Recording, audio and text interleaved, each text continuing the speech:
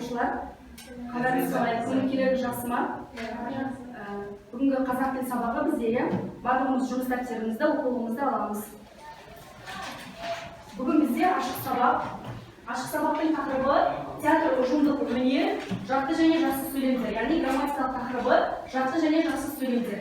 Сіздер өткен сабақта жалпы жай сөйлем дегеніміз не және оның қандай түрлері бар деген тақырыпты өттіңіздер, иә?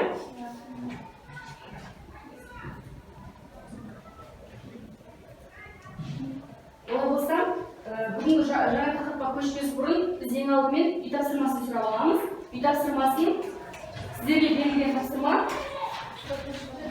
4-ші тапсырма және де 2-ні аяқтау еді. Олай болса, үй тапсырмасын біз ашық микрофон әдісі арқылы сұрайтын боламыз. 14-іңізден сұрап үлгермегендіктен бірінші топтан 3 оқушы, екінші топтан 3 оқушы үй тапсырмасын айтады. Түсінікті ма? Басқа оқушылардың тапсырмасын сабақ барысында жұмыс дәптерлеріңізден тексеріп жүремін. Бірінші топтан кім айтқысы келеді? Микрофон. Екінші және 4-ші тапсырма бойынша. Әсем оқушыларымыз берді.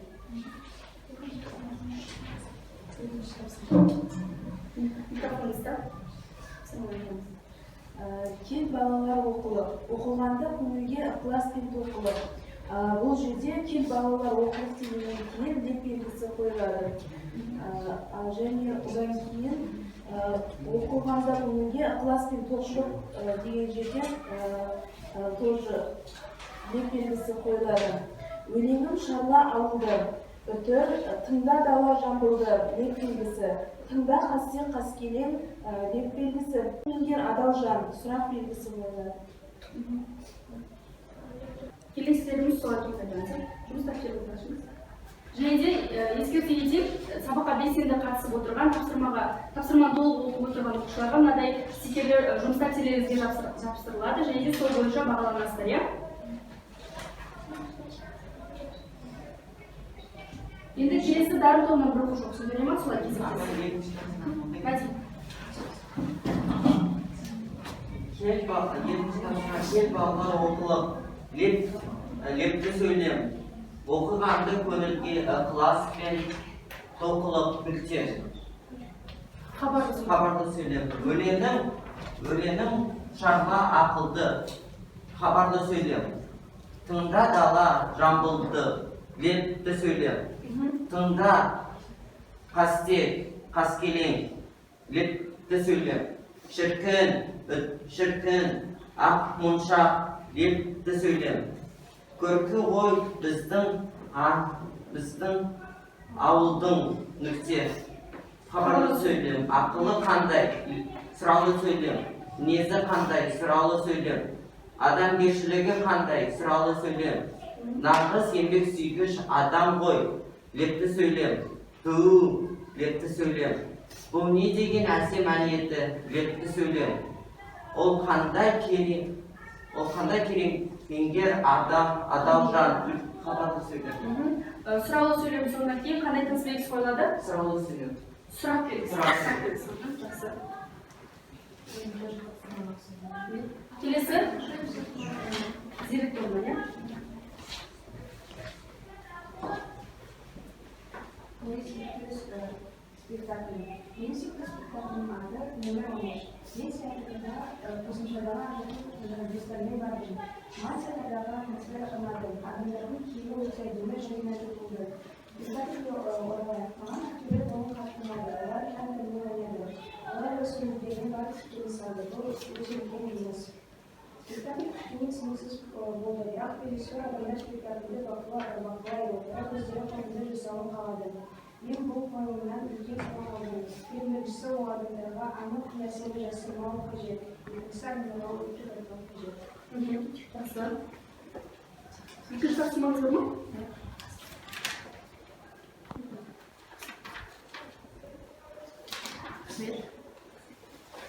Келесі.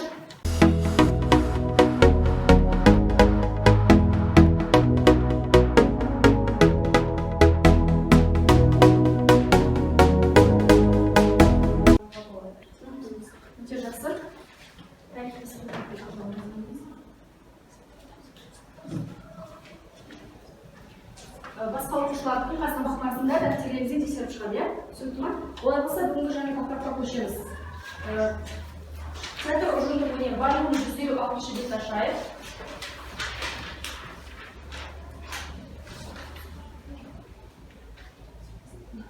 Өткен сабақ бойынша сіздерге ой қозғау сұрақтарын қойып өтсем, ең бірінші сұрақ біраз сөйлем дегеніміз не?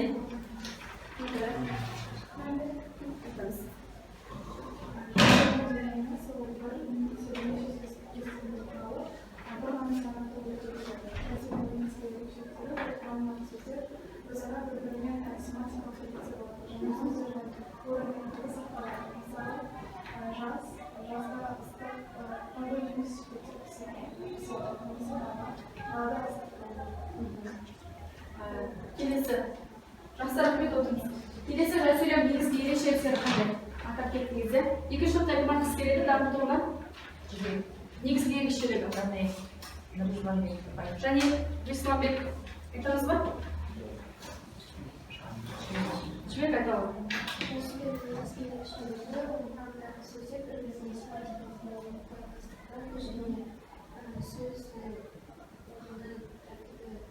Оның тәртібі сақталған.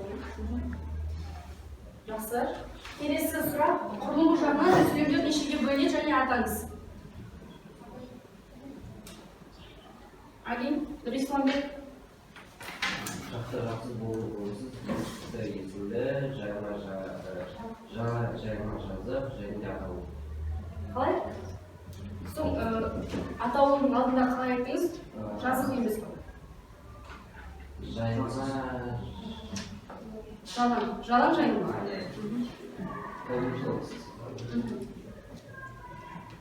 Және сіздер өткен сабақта жалпы қозғадық, жай сөйлемнің жақсы отырыңыз. Неше түрі бар және де не екендіге. Бүгін сол жай сөйлемнің біз жақты жақсыз, яғни құрамына қарай жақты жақсыз болып бөлінуін өтеміз. Экранға назар аударсақ, яғни біз осы уақытқа дейін жай сөйлемнің айтылу мақсатына қарай нешеге бөлінетін және қандай екенін атап өтті болады. Хабарлы, сұраулы, ниетті, бұйрықты, иә? Одан кейін құрылысына қарай және де құрамына қарай жақты жақсыз, соңды толымсыз, жалаң жайылма, атаулы сөйлем екендіктерін айттық. Енді бүгінгі сабақта біз құрылысына қарай жақты жақсыз болып бөлінуін, яғни толық өтетін боламыз. Жалпы жай сөйлем құрамына қарай жақты сөйлем және де жақсы сөйлем болып бөлінеді. Енді жақсы сөйлем дегеніміз бұл бастаушы мен баяндаушы бір-бірімен қиыса байланысады екен. Бастаушы мен баяндаушы қиылыса байланысып, бұл жай сөйлемнің негізгі түрі болып саналады. Яғни жақты сөйлемнің бастаушы болады, немесе бастаушы таппаған жағдайда оның сөйлемнің құрамынан, яғни сөйлем мазмұнынан бастаушының қайсы екенін, яғни баяндаушы арқылы біз анықтап алуымызға болады екен. Келесі, ол бізде жақсы сөйлем. Яғни сөйлемдегі айтылар ой бастауыштан басқа сөйлем мүшелері арқылы берілетін жай сөйлемнің түрі. Яғни жақсы сөйлемнің бастаушы болмайды, ол жоқ болса, яғни біз оны баяндаушы арқылы біледі екенбіз. Түсінікті ғой, иә? Жалпы қазір сөйлем талдау барысында тағы практикалық тұрғыда жасағанда сіздер түсінуіңіздер деп ойлаймын. Одан кейін ең бірінші ол жақты сөйлем өзінің ішінде үшке бөлінеді екен. Ең бірінші арнаулы жақты сөйлем, одан кейінгі бастаушы белгісі жақты сөйлем, одан кейін ауыспалы, яғни ортақ жақты сөйлем болып. Ал енді мысалдарына тоқталып өтетін болсақ, ең бірінші арнаулы жақты сөйлемде ол мен оқимын, сіз тыңдаңыз деген секілді сөйлемдерді жатқызамыз. Ал ауыспалы, яғни ортақ жақты сөйлемде бұл көп жасағанда сұрама, көпті көргеннен сұра дейді.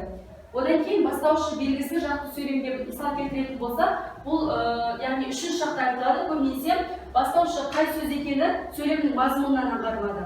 Және де мысалы біздің бала кезімізде отты шақпақ таспен тұтататын едік дейді. Осы жердегі бастаушының рөлін атқарып тұрған қандай сөз? Біздің, иә? Яғни үшінші жақта тұр, иә? Жақсы. Келесі жақсы сөйлем. Жақсы сөйлем ол да өз ішінде яғни жасалу жолы осылай 5 жолмен жасалады. Ең біріншісін кім оқиды зерек тобынан? Жайекке оқыңыз ба? Парыз жалқаулы тұйықтен кейін болып тура кел деген көмекші сөздердің келуі арқылы. одан негізінде ойлап шығуға болады. Шығаруға болады, иә? Осы жердегі тұйық етістік қайсы болып тұр, яғни? Көмекші сөздер. Болады. Бол, тура кел деген көмекші сөздердің, яғни құрамында болуы, иә? Келу арқылы. Жақсы, келесі, дарын тобынан аяқ оқимыз ба? Қ жинақты қалау арқылы. Мысалы, оның ештеңеге қарағысы келмейді. Қалаурай, яғни Г, Г, Қ, К жұрнақты қалаурай арқылы дейді. Сөйлемде қай сөз? Ештеңеге ма? Қалаурайлы деп тұр. Қ, Г, Қ, К қай сөзде тұр? Қарағысы, иә? Оның ештеңеге қарағысы келмеді, яғни қалаурайлы жұрнақты арқылы жасалады. Жақсы отырыңыз, келесі. Атау я бағыз тектік жалғалы тұйық етістікке керек қажет сөздері тіркесу арқылы. Бізге ауылдағы адамдардың көңіл күйін білу керек. Бұл жерде керек деген сөз. Иә, өзі айтып тұр, иә? Атау немесе бағыз тектік жалғалы тұйық етістікке керек қажет сөздерінің, яғни тіркесу арқылы. Жақсы, бұл түсінікті, иә? Келесі зерттеу, мәзе оқу.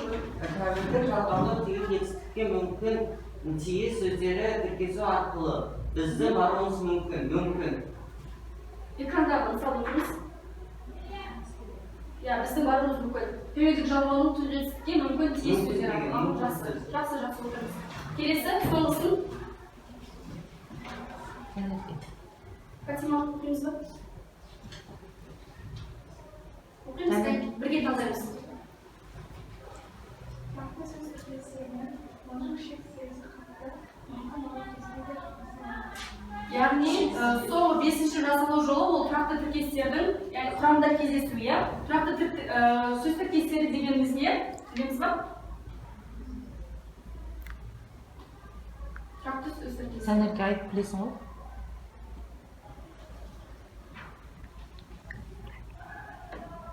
Асел айт. Айтамыз ба қыздар? Қой аузынан шөп алмайды. Қас пен көздің арасында қой аузынан шөп алмас. Тағы қандай тұрақты тіркестер білеміз?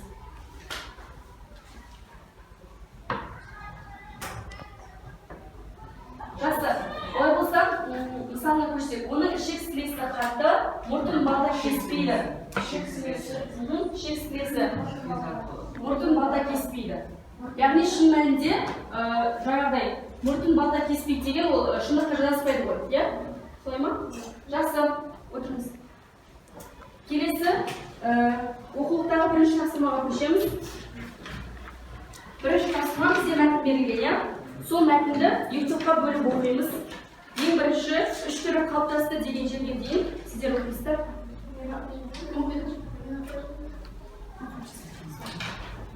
Одан кейін сіздер енші алып дегеннен бастап сөйлеу.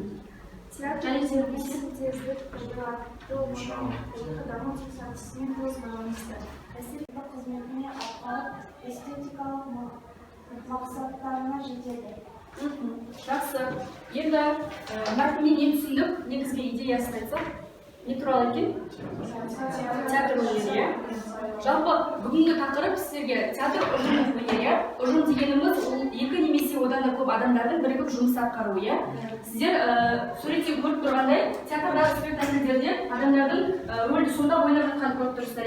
Бұл жерде жалпы бір спектакльді бір адам алып шығу мүмкін емес. Яғни ұжым болып бір спектакльді, яғни сол жұмысты атқарып шығады. Яғни көрермендерге солай эмоция сыйлайды. Түсінікті ма? Жалпы өздеріңізге ұнайтын өнер түрлерін атап кетсеңіздер, және оның қандай басқа өнер түрлерінен артықшылықтары бар.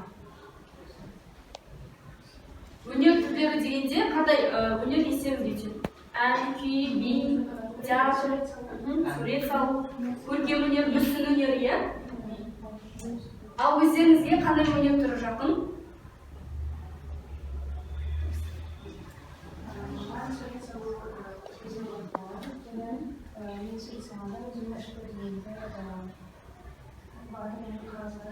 Қағаз бетіне түсіресіз. Жақсы. Darıxman, ayol.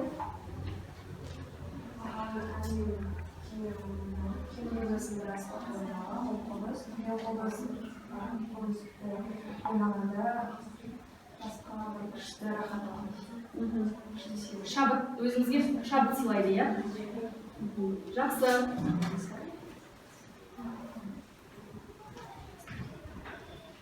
Келесі тапсырма, оқулықтарыңыздағы екінші тапсырма, яғни 157-ші беттегі. Алдарыңыз бар. Мынадай парақша таратылды, иә? Енді топ болып ұйымдасып, сол тапсырманы орындаймыз. Сіздерге жақты сөйлем, 3 жақты сөйлем құрастыру, ал сіздерге 3 жақсы сөйлем құрастыру. Жаңа берген параққа жазамыз, және де осы тапсырма барысында топтарыңыздан бір баяншы оқушыны сайлап қоясыздар. Топ басшылары түсінікті қояр, бір баяншы оқушыны сайлап қоясыздар, және де бірлесе отырып 3 сөйлем құрастырып жазамыз. Жақты және де жақсы сөйлем.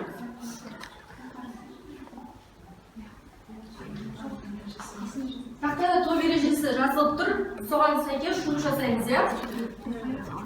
Уақытты тиімді пайдаланып, тапсырманы орындауға 4 минут уақыт беріледі.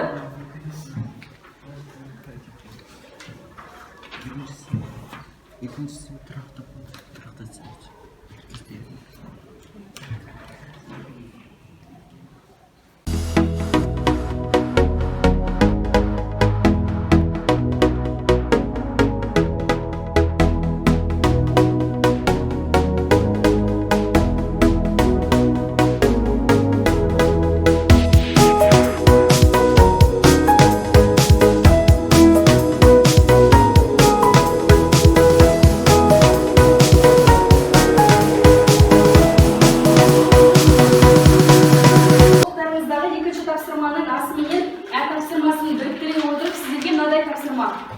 Яғни кім жылдан деп аталады, үй ашық әдісі бойынша таңдаймыз, иә? Кезекпен таңдап, бірінші дерек тобы бір үй ашық әдісі және оны ашып, ішіндегі сұраққа жауап бересіздер. Екінші дарын тобы үй ашық таңдайды. Кеттік, кім таңдайды бірінші дерек тобы?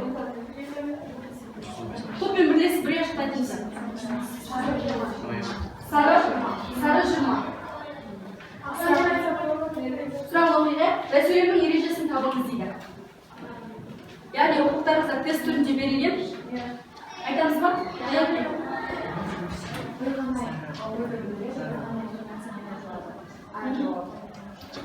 иә? Жауап дұрыс, бір ғана ойды білдіреді, бір интонациямен айтылады дейді. Жақсы, келесі. Қыздар, Мәди қай неліктен аласыз? Тезірек. Сары ол. Сұрақ, жақсы сөйлемді табыңыз дейді. Енді оны ештеңеге қарағысы келмейді. Дұрыс жауабы, яғни енді оның ештеңеге қарағысы келмеді. Жасалу жолын түсіндіріп өтсек, неге? Неге жақсы сөйлем болды?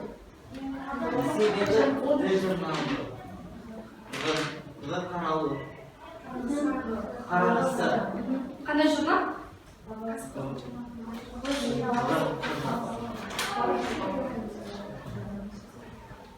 Көмектесеңдер топтарына. Аяу, Респонбек.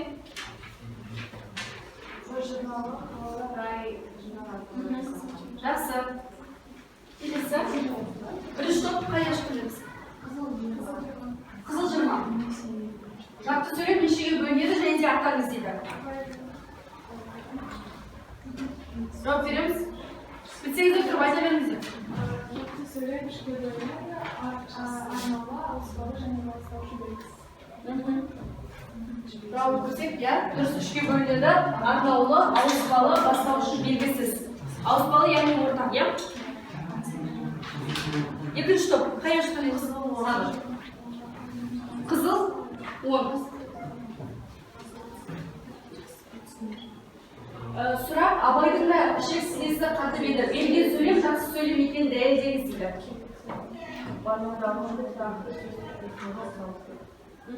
Қай тұрақты сөз тіркесі, нақты қасиеттен айтып өтсеңіз?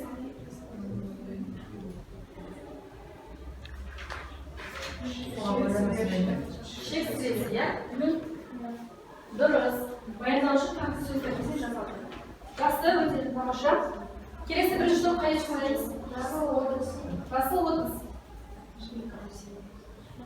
Жақсы сөйлемді табыңыз дейді. Яғни нұсқалары берілген, осы 3 нұсқаның ішінен табамыз.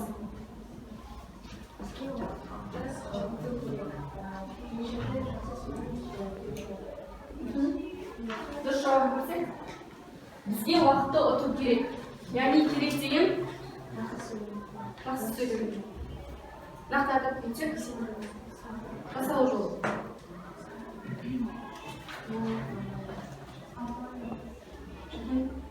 Толық айтамыз.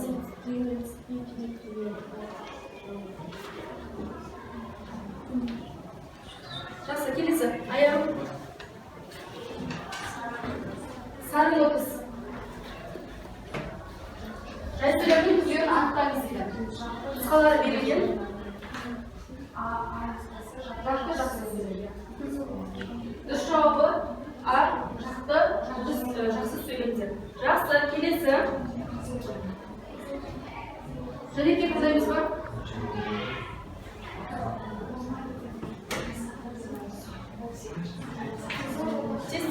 Қызыл лотос. Бар шалғалы тұйық етістен кейін бол тура кел деген көмекші сөздерін сөйлеу арқылы жасалған сөйлемді табыңыз дейді.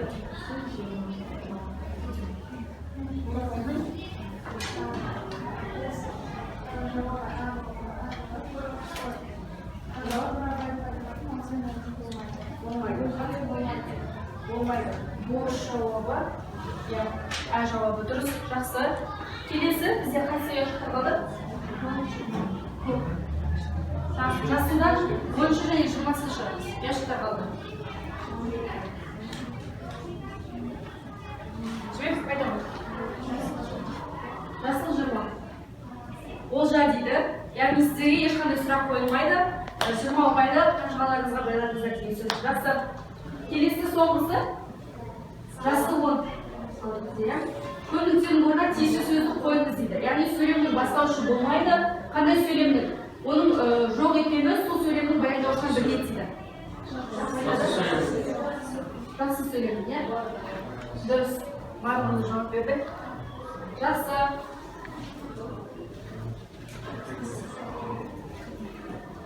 Енді кері байланысты жүзеге асырсақ, жаңа сіздерге сабақ барысында стикерлер жазылды, иә? Сол бойынша бүгінгі сабаққа байланысты өз пікірлеріңізді жазыңыздар. Яғни сабаққа комментарий жазамыз.